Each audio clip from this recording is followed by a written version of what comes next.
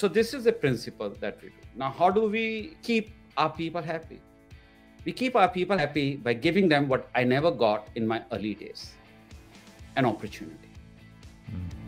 Welcome to the I Own It podcast with Ben Reinberg. All right, we are live from Laguna Beach, California at the Ben Reinberg I Own It studios today. And oh, baby, do we have an incredible guest. I am so excited for this person. I've been waiting for a long time to meet this gentleman, and he has just an incredible story. He is also in commercial real estate like I am. He's an icon, and I am just going to stop talking, and we're going to let him share his story. So Deepak Ohri, it is such a treat to have you spend time with us today on the I Own It show. Thank you so much for joining us. It's so wonderful to see you. I know we're in different time zones. You're sitting in Bangkok, Thailand as we speak, and I'm here in California. So thank you for spending time with us today. What a real pleasure to see you. Thank you, Ben. And it's an honor to be on your show for two reasons. One, you're Ben. And second, you're based out of Laguna. So I fell in love with US because of Orange County. And I've spent, while I finished my book in Orange County, the book I have written, A Bridge Not Too Far. So Orange County is very, very special for me. And I love the place, and I love the people there. So thank you, Ben.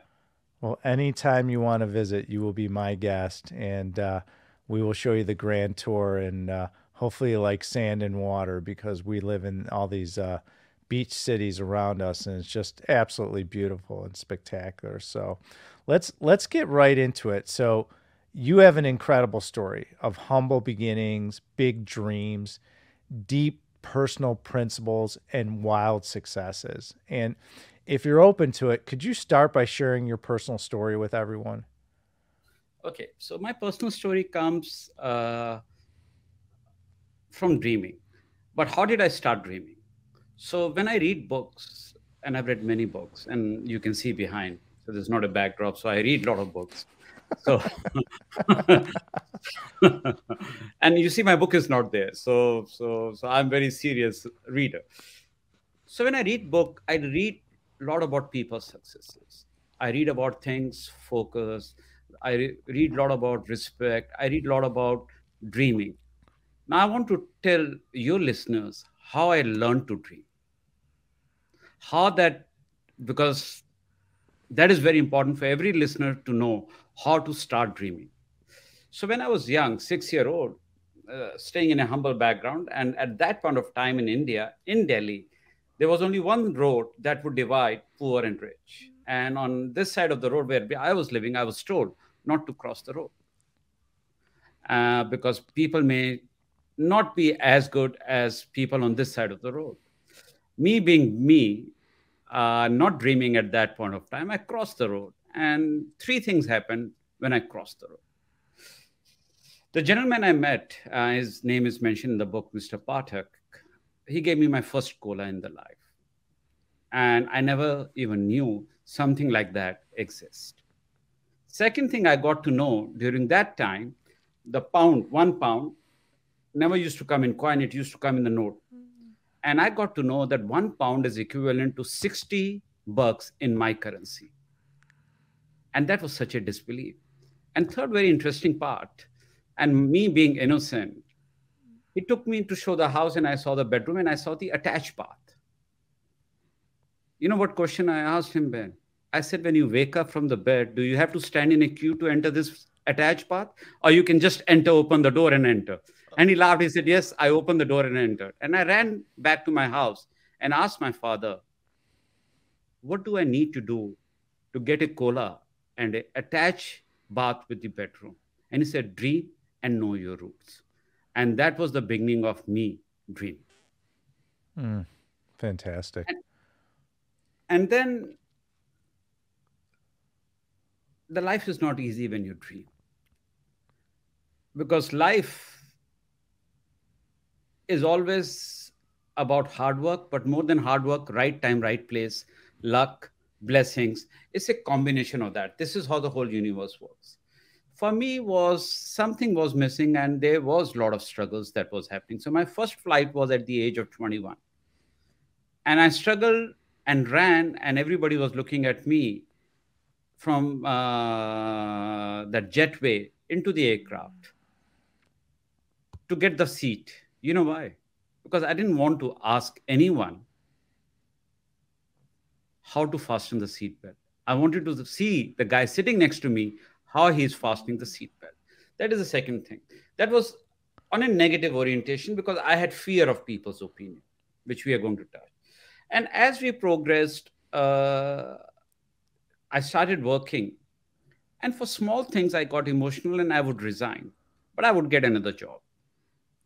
And it never occurred to me until a little late that it is so difficult to get a job. When I lost my business, I used to have Starbucks in Singapore at that point of time, everything. They give local coffee in the plastic pouch. I started having that to survive, to see whether I can stay. Went for 200 job interviews, didn't get any. Came back to India, looking for a job in India. I didn't get any. Then my father said, we will sell this apartment, a small apartment, move to a city around 500 kilometers away from Delhi, and you open a sweet shop, meaning selling sweets and savories. And somehow I was a little bit convinced that I'll do that. Now this is where the reality begins. Now, no job is coming to me. I've been told to open a sweet shop from a person who's right now, you can see, but your listeners cannot, wearing a suit. I'll be sitting in my shorts and vest and serving sweets. And those would be not air-conditioned shops, so that the listeners can understand. That would be a shop with the fan and normal table. I got a job, a great job, to be a hotel manager of one mega ship that was being launched in Asia. I went there. I was there almost for a month and left because that's not what I wanted to do. So this is very important, Ben. I had nothing in my hand. I was struggling. I could have opened a sweet shop, but still I wanted to do what I wanted to do because I had dreams. And I came back, found my job, then later on came to Bangkok, got another job, and then at lebua. But all this that is happening is because of dream. And the success of lebua, everybody say, great view, great concept, great food, great service. No, this is only one thing that made us unique, right of equality. I would be going to other hotel restaurants and I never even ate egg at home. Now I started eating good non-veg, a great bottle of wine and everything, but nobody would come to our table and ask how it is, which is fine. But there's somebody who's a little bit well-known or on a social circle having a pizza and a beer, and everybody would be swarming that table. So two things I learned from there. We have to give the privacy to our guest, and we have to give the right to equality. That has made us unique, the underlying. What to the listener, I want to say this one sentence. In the words, lies can be hidden. The truth is in what you see, but not what you see, how you see it. Well said. Well said. So last year, you were selected as the world-leading happiness ambassador by World Travel Awards. And it's not very common in my experience to hear any professional awards that have the word happy in it. What did you feel when you received the award? Is happiness ambassador kind of how you view your profession? No, there's a lot of myth. So COVID has changed all our lives. So Lebua is the only hotel in whole of Thailand which never fired a single employee. We did salary adjustments and everybody took salary cut. But we didn't fire for two reasons. One, the grant that was coming in our part of the world by the government was not so good. And in our part of the world, one family members look after 5 other people. You fire one person, you're not destroying his career. You're destroying the livelihood of the whole family who's dependent on that one person. And today, while we are talking about supply chain issues, talking about employment issues, suddenly we see tech layoff. My point is, why hire people when we cannot keep them? Fire them, but fire them based on performance, not fire them based on financial recession or COVID. Otherwise, don't hire them. Then I see a lot of people, CEOs, they go for retreats, they go for wellness, they're looking for happiness. And I said, I'm a chief happiness officer also of the organization besides the CEO. So I said that happiness is not something anyone can give to anyone. Everyone has its own happiness within itself. You know who I am as an ambassador? If ambassador is a long word for your listener, they can call me the GPS. I'll guide them to their happiness. That's who I am. And World Happiness Ambassador Award was the testament of my principle that I cannot teach you happiness. I can take you to your happiness. It's a great point because, like I say, people are pursuing happiness by changing their environment instead of being happy themselves, which will naturally change their environment for the better. And it's something someone taught me a while ago, which is what you're touching on, is happiness comes from within, not from without, from external forces. And it's a great point. Your hotels and restaurants are consistently in the top 1% in the world for customer satisfaction. I could tell you firsthand, I've stayed at your resort in Bangkok, Thailand, and I agree with that statement. I think that says a lot about the kind of leader that you are, Deepak. Can you share more about some of the key leadership principles you have that can lead to top levels of customer satisfaction? I think it's so important to touch on this. Sure. So I'll start with one thing. What keeps us different? And while we're talking about principle. So when we started the organization in year 2003, we didn't come with the hotel. 2006, the hotel came. But in 2003, for our restaurant business, we had this thing, which every other organization has. But there's one slight difference here. We say we trust our employees. Everybody say that. It's a very easy thing. You read it and you say, what a boring statement. We all do it. Now, here is a twist. The twist is that every other organization will hire a mystery auditor to check what their people are doing and how the customer experience has been. We don't. We have never hired, we will never hire. On the contrary, we spend 10 times more and get our employees included along with the customers. So it is stakeholders, customers, and employees together to create a customer satisfaction survey to understand how we can improve. When you hire mystery audit, you want to point fingers. When we do all inclusive, we want to improve. I don't know how many people have wondered that when you are driving on a highway, it says speed camera ahead. And certain percentage think that, oh, they have put the speed camera to catch us. No. The reason they write speed camera ahead so that we slow down. It is not to catch us. It is to prevent something which could be more dangerous than catching us. So this is the principle that we do. Now, how do we keep our people happy? We keep our people happy by giving them what I never got in my early days, an opportunity. Our highest champagne seller is a lady who was serving chicken behind the KFC counter. Our best customer service staff have been nurses before. We don't look at resumes. We don't do profile testing. We don't do all these kind of things. We see, are you happy yourself? Second thing we see, do you dream and work hard to achieve your dream? Third thing, do you know yourself? That's it. How do you determine if someone's happy? What's the barometer you're using when you're interviewing people? When you ask a question, do you know yourself? And if the person is thinking he's not happy. Got it. That's brilliant. I love that. What a great nugget you just laid out for everyone. So thank you. I really appreciate that. How did Hangover 2 come about to the hotel in Bangkok that you own, which I stayed at, which is, by the way, for everyone out there, if you want a treat, Bangkok, Thailand is a phenomenal place. But then the cherry on top is you stay at Deepak's hotel and resort called Lebua, and it is spectacular.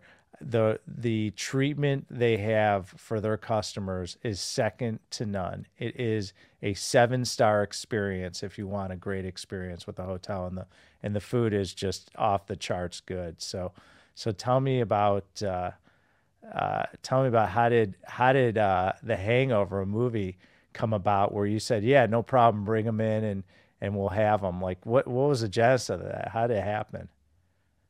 So it's an honest admission. So when they told me Todd Phillip is a producer and this gentleman Bradley Cooper is a hero, I didn't know both of them. I had no idea. Okay. I'm being very brutally. Now I know all of them. So the point is, whether they know me or not, I'm not sure, but I know all of them. They came, I listened to the script, and very honestly, I asked them to do certain changes, the timings, and give more mileage to Labua, and a collaboration in marketing the movie in 3 countries, as a wherever they will put their posters, Labua name would be mentioned, and they agreed, and I agreed. Then after saying yes, I went and watched Hangover Part I. Then I patted my back and I said, Deepak, you're smart. You did the right decision. So this is the real story. Okay, so where I'm getting a lot of credit that yes, I took Hangover. No, I agreed because they agreed to everything I wanted. They were smart because they picked a great location, a great hotel, and I'm sure it was a big part of that movie. So I'm sure they're very grateful for your hospitality. No, we both are grateful. We're still getting customers, and they're still having hangover teenies at our place. And thank you, Ben, for praising Labua. But there's one saying I'll add to that is you can visit Rome and not visit Vatican is perfectly fine. But when you visit Bangkok and you don't visit Labua, it's a sin. So please tell all your listeners, do not commit any sin when you're in Bangkok. That's right. Yeah, definitely. I agree with that. I could tell from personal experience. It's a wonderful country, and it's a wonderful place to stay, especially when you're so far. If you live in the United States, like we do, you invented your own index, which I've always wanted to ask you about. It's fascinating me. It's called the Ohri Luxury Index. I call it the OLI, to measure emotional experience in luxury and to elevate the value of your luxury brands. Can you share with me and my audience more about what inspired you to create what I call the OLI, and how do you use it today in your businesses? Okay, and by the way, before you get started, if you want to use my acronym OLI, you can use it. I won't charge you for it. It's free. Thank you, Ben. Okay. Okay. So I did a experiential. We co-created a graduate course for a graduate class at FIU with Dr. Aina Pitrasek, a luxury incubator course. And we took the students to Miami, LA, New York, and where they got very emotional was a $3 scoop of gelato. They had tears in their eyes. Because some of these students were first-time graduates in their family, and they never realized that luxury could be so affordable. For them, luxury was a bling that cannot be afforded. Because when you watch Netflix and everything, you're looking at those carat diamonds, so you think that is luxury. No, that is not a luxury. That is expensive. Luxury is expressive. The difference is expensive and expressive. Then we said, why don't we do a index where we can measure intangible and tangible? As a point, the index is not fully operational, not fully done, because I'm talking to one university and I'm going to use their incubation lab, it's an Ivy League school, to do a little bit more research and make it more solid. But I give you an example.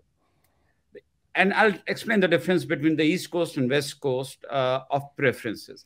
Both people people, they like to spend money. Everywhere in the world, people like to spend money if they have money. But they have a very different style. How do you relate to that style and keep your brand identity and yet sell the product and yet satisfy the customer is what Ori Luxury Index is all about. So let's touch on this. So you are involved in the Luxury Incubator Project at FIU, which is Florida International University for everyone out there, and you refer to it as the first of its kind. Share more about the kind of things your students are learning and what makes it so unique. So what make it so unique is the whole approach to the program. So we wanted students to have a real hands-on luxury experience.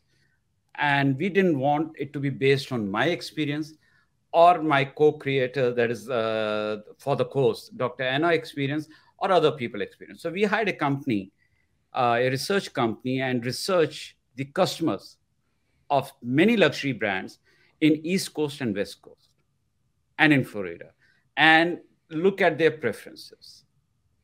Then we saw what their preferences are. We said we will take the neutral thing which all these three people, and that is a part of my book where I've explained the difference between a culture, big C and small c, and the difference between uppercase and lowercase. The whole definition changes there.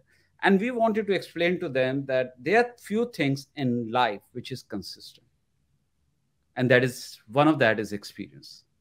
Second is how you express your experience. So we chose certain companies based on our research. And the research done over, I think, 500 odd customers, done by an outside company. FIU has the biggest research facility. But just because we didn't want it to come from FIU, we hired an outside company to do it so that it is very neutral. Then we took the students there and and they were told the questions to be asked. Then we told the students to go out and do the field study. They went out into the field and everything. And I have always been telling them that luxury is not expensive. Nobody was listening to me. Nobody was hearing it. Again, a simple statement.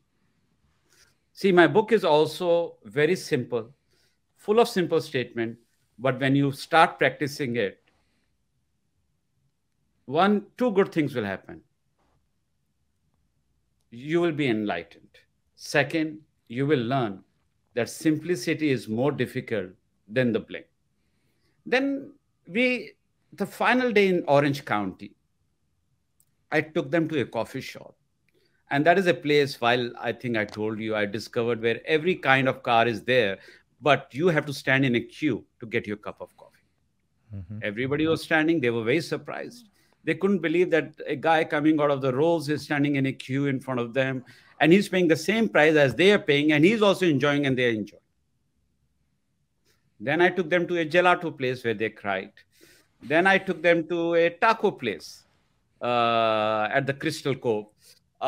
So when they saw these kind of things, they understood the real meaning of luxury. Until that day, they all were talking, I'll do this, I'll do this. So they got a lot of happiness. That they got the happiness that they have enjoyed the luxury. And you know what they said at the end?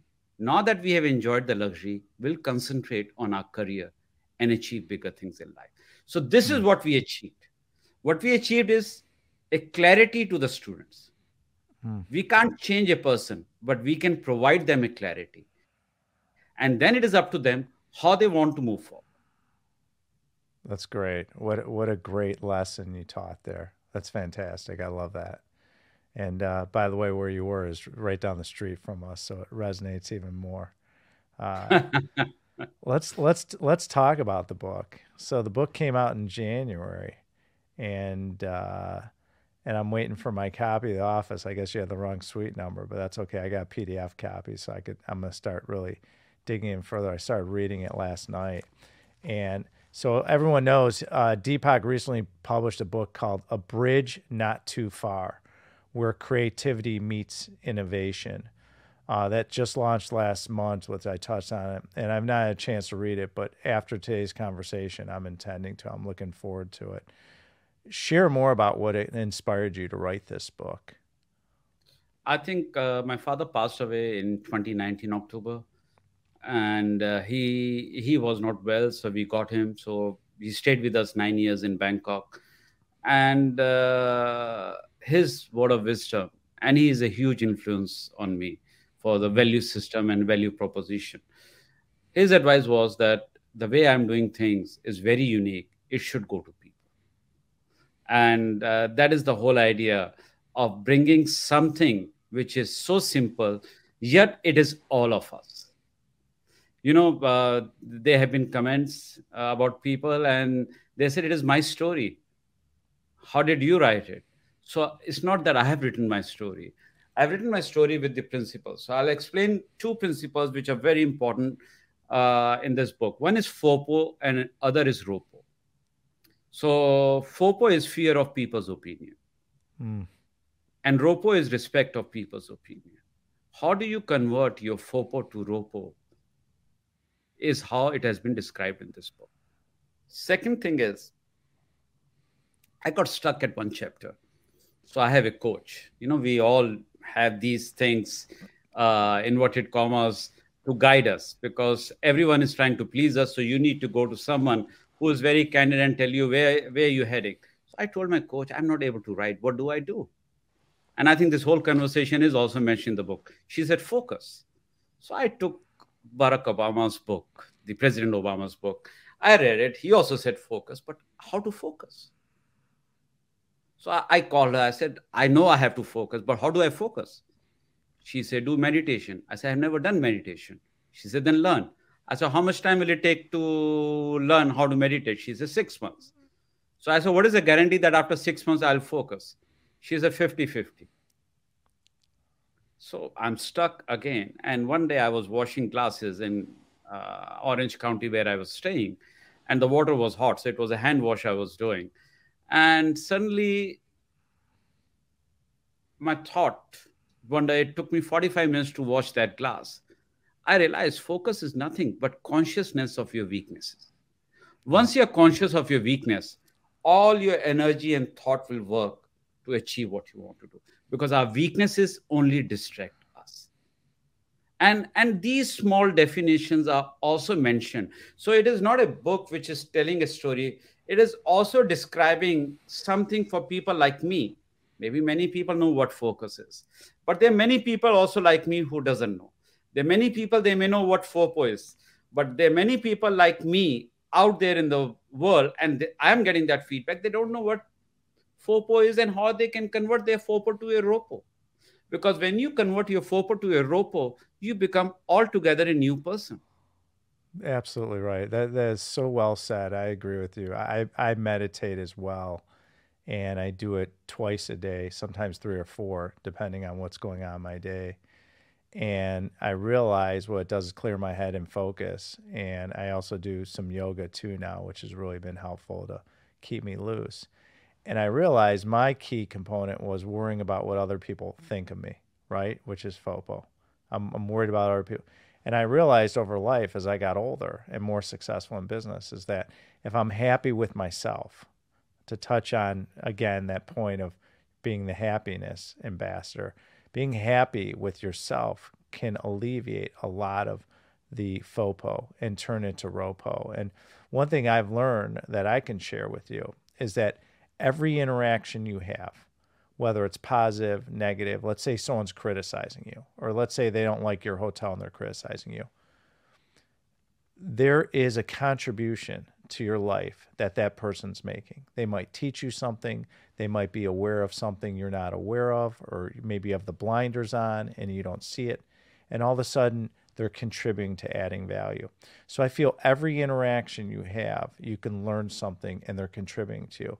And once I realized that whether it's positive, negative, criticism, whatever it might be, compliments, someone is contributing to my life in some way. And when I'm grateful for it and I take a step back and realize it, that's when you become ROPO. That's when you really understand that concept. It's a wonderful lesson. I'm so excited to read this book because I read little excerpts and I knew it was something I'm going to gravitate to. One thing that you talk about that you haven't said the word is mindset and controlling your emotions in your mind. because that to me is all the research I've done to you, and why I wanted you on the show was so interesting, is that you are a master at controlling your emotions, and you understand how to treat people and understand that respect of that.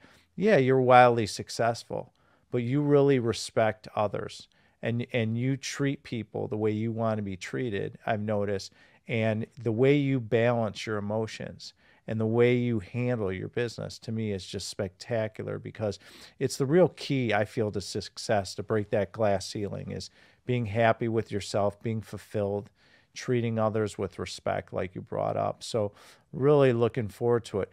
What else, when people are reading your book, what are you hoping they'll take away? Like, what are some of the real nuggets that you feel after they finish the book they can take away and help them improve their lives? What are some of those things you feel you can share?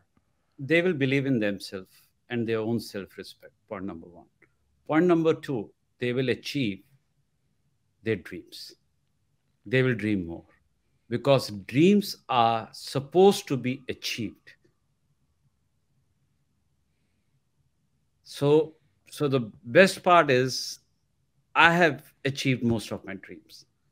I've got a lot of failures also. In this book, the best part is I'm not teaching anyone what to do with their life, but I'm telling everyone that be honest to yourself. That's the most important thing.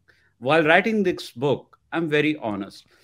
I've highlighted all my failures. One of them is one of the restaurants we opened in Frankfurt where we failed. That was a very difficult chapter for me to write. You know why? Mm-hmm. Because the whole blame was me. Telling everyone, oh, I did a mistake is a very easy part. Penning it down, taking it out in the public, again, coming to that part of fear of people opinion. And I said, I'm going to take that FOPO and convert that into a ROPO. So putting it in writing and in admitting to the whole world that I have done the mistake. That's not a problem. I've accepted it. That is also not an issue. After that, I've moved on and I've improved on it. That's the most important part. I didn't stop dreaming after committing a mistake. That's fantastic. So when people are dreaming, you will not achieve 100% of your dream. Start with 1%, then 2%, then 3%, because life is a journey. It is a marathon. It is not a sprint. And that is what has happened to me in this book, because my classmates, my colleagues, everybody was in a sprint. And today they are very surprised where I am, because they were always ahead of me for that 100-meter race. But life was not 100-meter. That's right. They are right now resting, tired. I am far ahead because I am moving with a consistent speed. What great advice that is. And it's staying focused and persistent, giving yourself space to create, slowing down, which is something you talk about. And it has the ability where if you don't rush, what I say is that when you could take your time and slow down, things can get done quicker and better. And then you don't have to go back and fix things. And a lot of people feel like, well, I live in this technology age. We have texting and emails and everything's instant. So I have to move so quickly to keep up. Instead of the human mind and the body says, well, wait a minute, we got to slow down, because I can't think that fast. The human brain doesn't work that way. And a lot of people miss that concept. And I think it's a great lesson you touch on, is that slow down, take some time, process, which it sounds like you've done a lot of. Did you ever envision this young boy from New Delhi who was living on the other side of the road would be in the position you're in? And what an inspiration it is. I'm the same way, where I didn't come from money and I had to earn it and work for it. And what a great lesson you show, an inspiration that if you believe it and you dream it and you work hard and you stay consistent and persistent, you could follow your dreams and become, like in your case, this wonderful entrepreneur and restaurateur and hoteler and all these great things that you've been accomplished.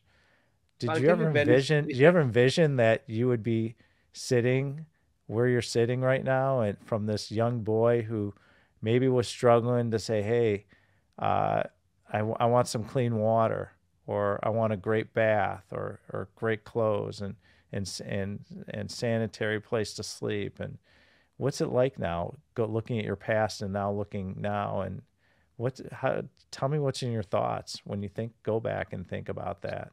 I'll tell you two stories. So when I had that Coca-Cola, Hmm. so parents would take us to watch movie in the movie hall at that point of time. We didn't have TV at the house. Okay. So we'll go to somebody's else house who had TV, and there'll be the whole like 18, 20, 30 people there watching some program in someone else's house. So we went to see the movie, and the guy had this, now I know what it is, a champagne glass, having a champagne in that in a movie.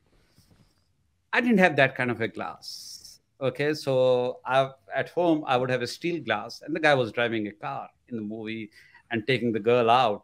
So I had a steel glass, and my mother used to make the squash, and the guy will sip that champagne drink slowly, and I'll sit and take in a steel glass and sip slowly and dream. One day I will be like that. I'll have that glass and that tall glass. I didn't know it was champagne, it was wine, because we didn't have exposure.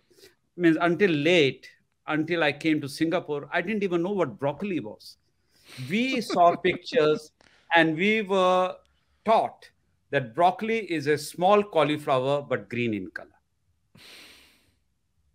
I'm telling you a reality. That is how it was growing up during that time in India. Today, you asked me a question which was asked to me by Heslinda from Bloomberg, my interview. I'm very grateful to life where I am today. And I'm more conscious to people's emotional sensitivities. It could have gone two ways. In between, I became arrogant also, fell down. Again, became arrogant, fell down. And then what I said, I'm going to keep all my negative points in a diary, which I always carry, that I'm not going to fall down again. Because there are few principles I'm always going to adhere to. Because you keep on falling, then that's not a right thing. So I become more conscious of people's sensitivities, their emotional need, and I'm more control of my mind. I have learned to control my unconscious and subconscious mind. So much so that the whole design and management of service process of lebua, which is on the face of it, is a very simple. Every restaurant, everything, but everybody says, "Wow!" You know why? We are touching that chord with every customer.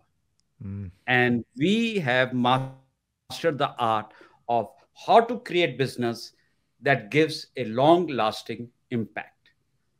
The President Obama's book had mentioned that he was a senator at that point of time. He gave a speech, and that time in USA, Republicans and Democrats were friends. Sorry, it's a joke. And his Republican friend came to him and he said, your speech was very moving, but sadly, you didn't get a vote. We do a lot of things in our life on commitment. To your listeners, I would like to say something. Commitment is always there because we are all human beings. Let's start working in creating an impact. Mm. And that is what they're going to learn while reading the book, that impact is far much more powerful than commitment. And there's nothing that can beat time. And one thing for our listeners to know is that when you create impact and you serve others, guess what? Money follows. It attracts. It gets attracted, which is why part of your success story is that you serve others. And guess what? That's why you're wildly successful. And what a great story and message. And so I have two food questions for you. Are you ready? Because I know you're a foodie like me. And I Sure. can't wait. One day you and I are going to dine together, and I am so I'm excited. looking forward to that, Ben. Oh, I can't wait because I know you're a big foodie like me, and so I wanted to ask you these questions. What's your absolute favorite restaurant in the world? Inn at Little Washington in Virginia. What's it called? What's the name of the restaurant? The Inn at Little Washington. Oh, the Inn at Little Washington. Wow, in Virginia. Wow, Yeah. great. When you're doing your luxury dining, what's your favorite food to eat? What do you enjoy eating? I eat lobsters or scallops cooked by Chef Ryoki at Mezzaluna. Okay. So you're not vegetarian, are you, or you are? No, no, no. I eat everything. Oh, you do. So you'll eat a steak to chicken, Yeah, I you do name it. everything. I do All everything right. here. All right. What's the best dish at lebua in Bangkok? I think it is not the best dish because we don't serve the dish. The Uh-huh. best experience, we only serve experience. Oh, okay. Give me the experience. If I'm Best sitting experience, at the we restaurant. give the best experience at Labua, but for me, if I have to choose, I'll choose Mezzaluna Oh, okay. as a restaurant. It's a two Michelin star restaurant, but we have Yes. two Michelin star restaurants there. Yes. And for me, the best vineyards in the world, which you didn't ask, I'm No, in love with Napa. I Not I love Bordeaux, not wine. Burgundy, not Toscana, Napa. Every listener, if you are closer to Napa, you have to go and experience Napa. This is the best marketing, best experience, best emotional place I've ever been in my life. Is that where you get a lot of your wines from restaurants? Is Napa? Sorry? Is that where you purchase a lot of your wines for your restaurants in Napa? Yeah, we do a lot of wines from Napa also. Is there a After my certain visit there. vineyard that you gravitate to? Because I collect wine. I'm a big wino, so I'd love to Uh, hear I, your I opinions. think I'm going to take three names of the vineyard on a exclusive site, Screaming Eagle, Okay. or Great on a wine. newer wine that has been introduced, I would say Robert Mondavi Continuum. That is Okay. very, very good. So as Stag Leaps, Yep. that is at a normal level. So, Hmm. so I've given two different options to people to choose from. Wow. Great stuff. Yeah, I love wine, and I collect different wines from Napa and different areas of the country in the United States, but I like foreign wines. I really enjoy. I was just in Spain for a couple 2 week holiday, and the wines there were spectacular, as well as Italy. I like Italy and how natural their wines are, so I'm a big fan. Yeah. Yeah, but Napa is a great place. Yeah, it sure is. It's a beautiful part of the country, and especially in northern part of California. So, we didn't touch on this, we talked about it a little bit, but the pandemic was a challenging time to be in the hotel and restaurant business.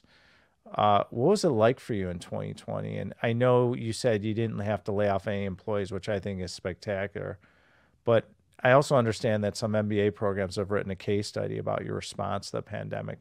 Share what it was like for you in 2020, because it had to be stressful with people not traveling, going on holidays, lack of demand to stay in hotels.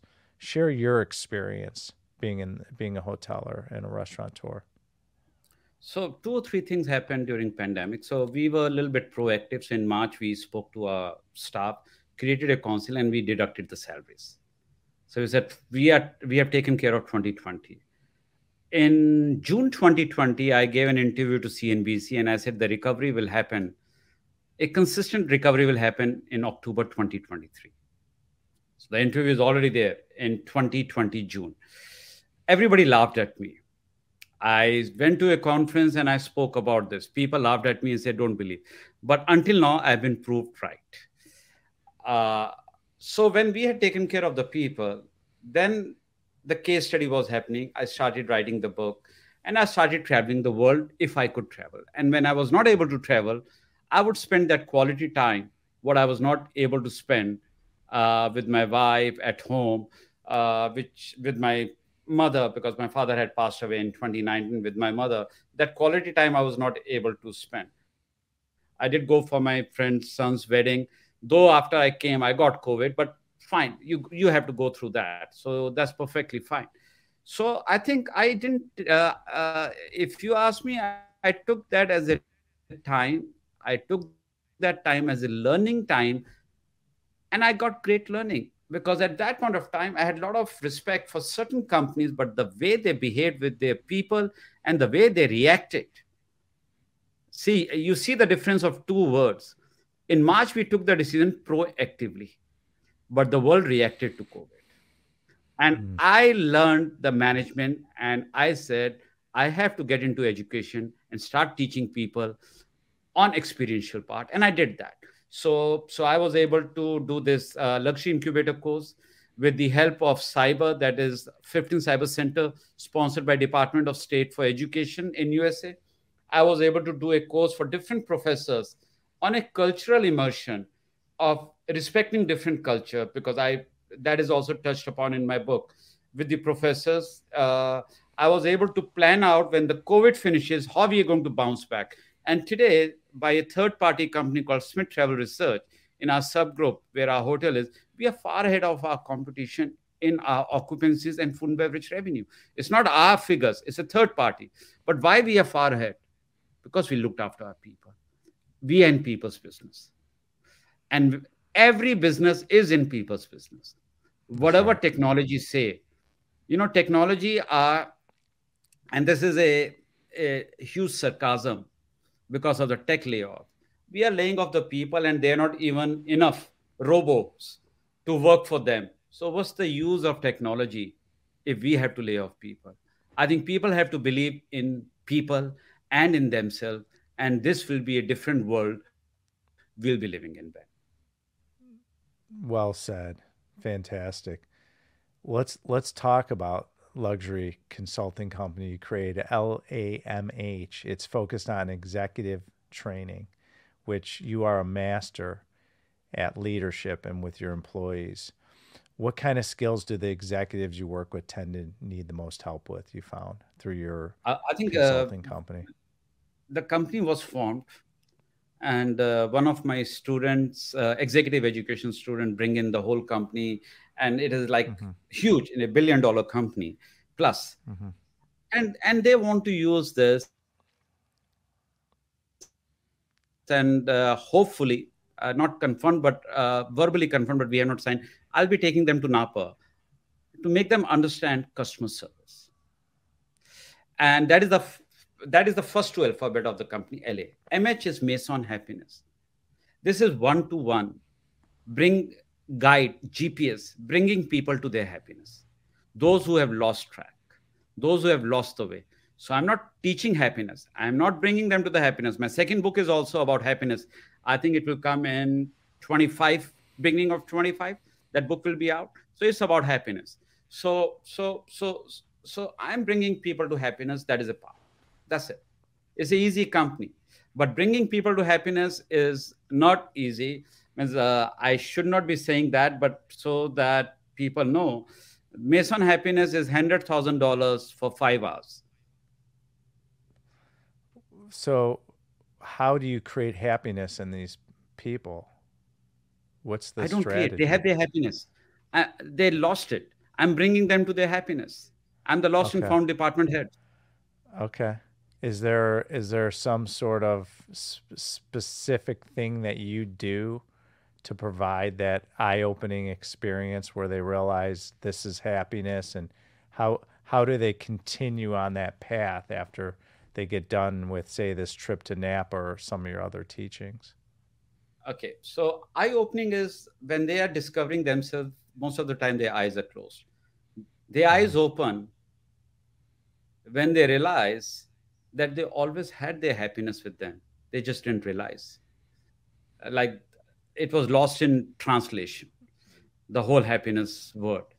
Uh, you mentioned you do yoga, you do meditation. All these are things which gives you mental health, strengthen your mental health. It keeps you fit physically. It gives you joy. But none of these things can give you happiness, because what gives you happiness is knowing who you are. That's right. If And you don't need me. If you know who you are and you're truthful to yourself, you don't need me at all. But the most difficult thing in today's world, with social media and everything, we have forgotten who we are. We know who our neighbor is, but we have forgotten who we are. Mm. What do you like about helping executives in the luxury industry? Like I what? learn from them.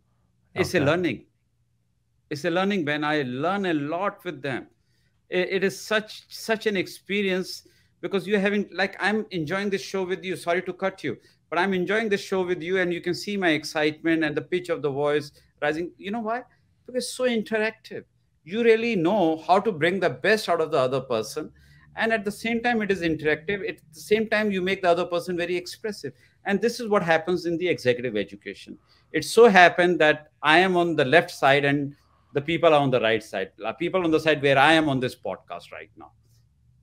So when they're growing, you're growing with them. So you have a sense of gratitude for their process because you're watching their growth and you're learning and you're growing as well.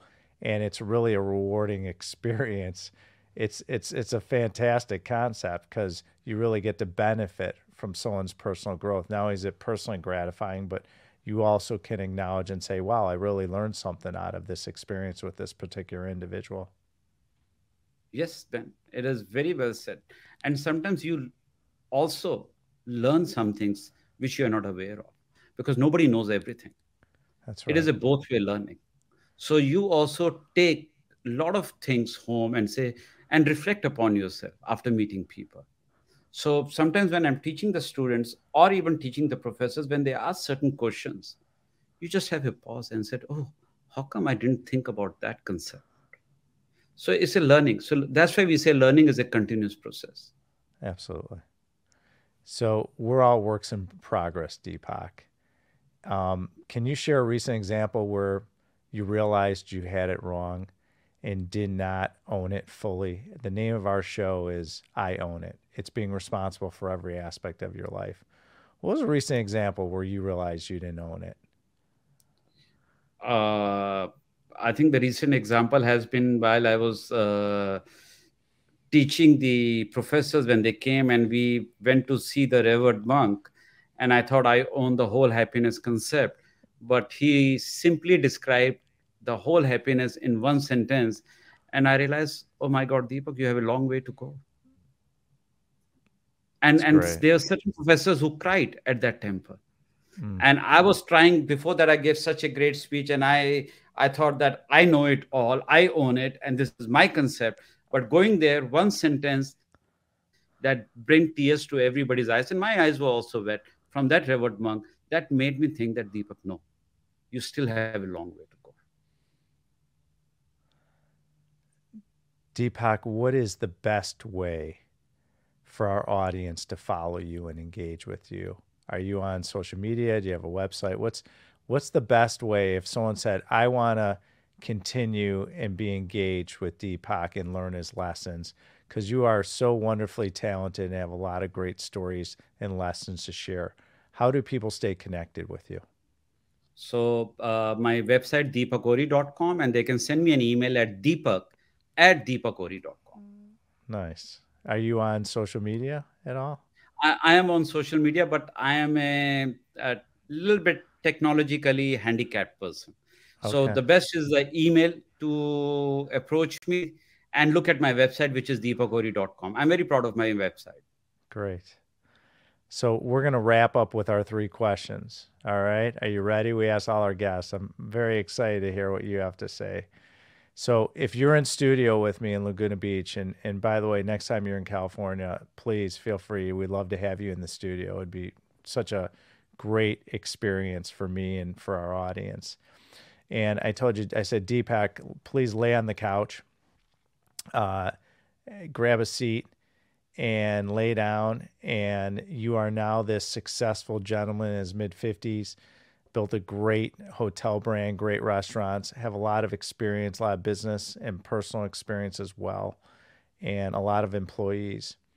If you could talk to your 16-year-old self and go back in time and give yourself advice, knowing what you know now, what would you share with your 16-year-old self? What would you tell yourself to help yourself in your life at this point in your All, career? all the mistakes that I've committed, I shouldn't be doing. And that's what I've written in the book. And if somebody would have taught me, somebody would have told me, I would be here where I am a little earlier, more mature, more sensible. Great answer. Love it. So it's our last day on earth. God forbid, it's just me and you. It's our last meal. It's your decision, your choice. What are we eating and what are we drinking? If it is our last meal, I'm going to cook for you. Okay. Oh, Because that will be perfect. the best thing. What are you cooking? Let's bring it. I'm going to cook simple pasta for you. Okay.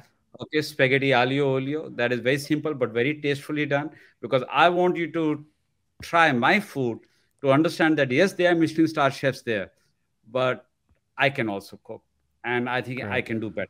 So a very simple dish I'm going to cook, and what we are going to drink, I think one of the Napa wines. Okay. And if you have to choose, I'll go either Stag Leap or Dominus or Screaming Eagle. Anyone that is available on that last day of the earth, because we have no time to waste. Are we doing a red or a white with that pasta? We'll do red.